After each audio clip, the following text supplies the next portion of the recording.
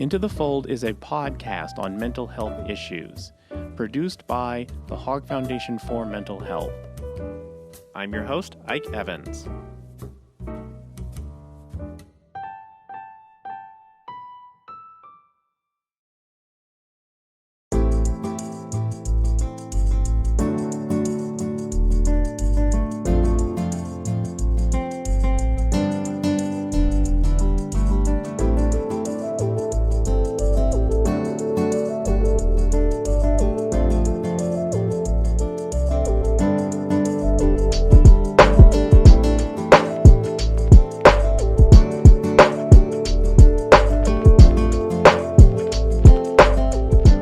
We also last spoke when we were just at the beginning of our first cohort of the Spark Change Project, which is a partnership between Girls Empowerment Network and the Excellence and Advancement Foundation that has the mission to center girls of color as leaders in advocacy who discover their activist voices and galvanize their peers to engage in their own passions for positive social change. And we had sort of talked about the initiation of bringing on this first group of high school girls where they would work as paid employees of the Spark Change Project to learn advocacy skills. We're actually now in the process of hiring our third cohort. It's been incredibly successful. The Spark Change Project has had 138 attendees at various programs, as well as those Spark Kits that I mentioned were distributed to over 2,700 youth across the state of Texas.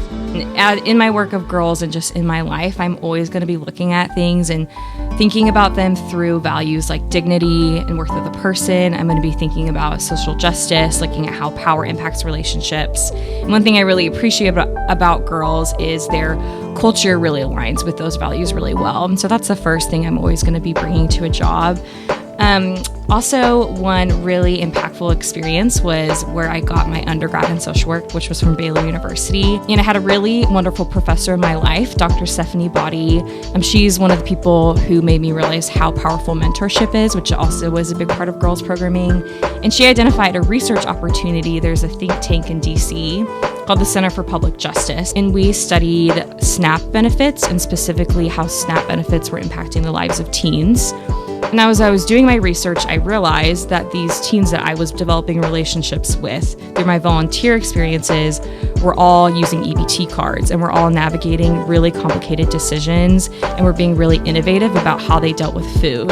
So I thought, why am I writing a research paper on SNAP when I'm interacting with these teens that have all this experience? So we pivoted our project and we changed it to a community-based research project.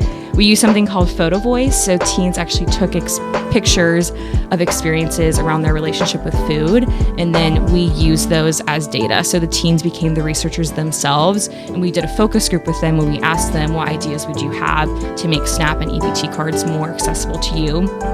And they just had a wealth of ideas, way better than I could have ever come up with. And that was really what solidified my passion and realization that teen voice in the political process is so key and it's so transformative for everyone involved.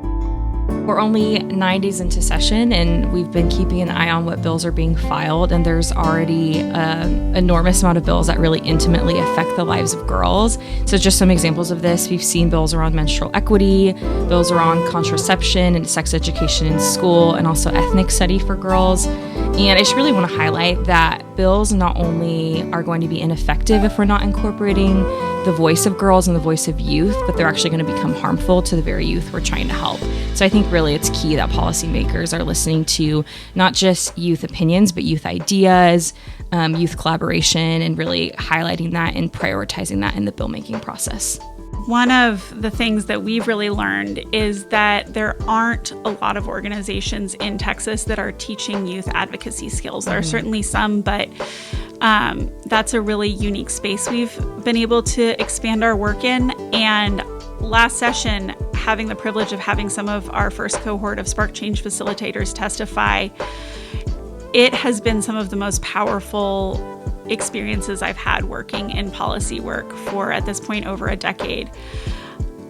I genuinely believe that the vast majority of our legislators are doing their jobs because they want to make an impact in their communities. And I've seen the way that they respond positively and the way that they are so deeply engaged when youth are doing advocacy, when girls are doing advocacy about the issues that affect them the most.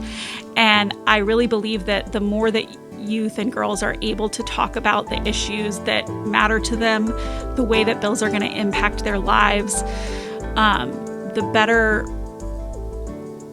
youth mental health, youth or educational systems, the better state we're going to create, as long as we're listening to the voices and the needs of those who are going to be most impacted by those policies.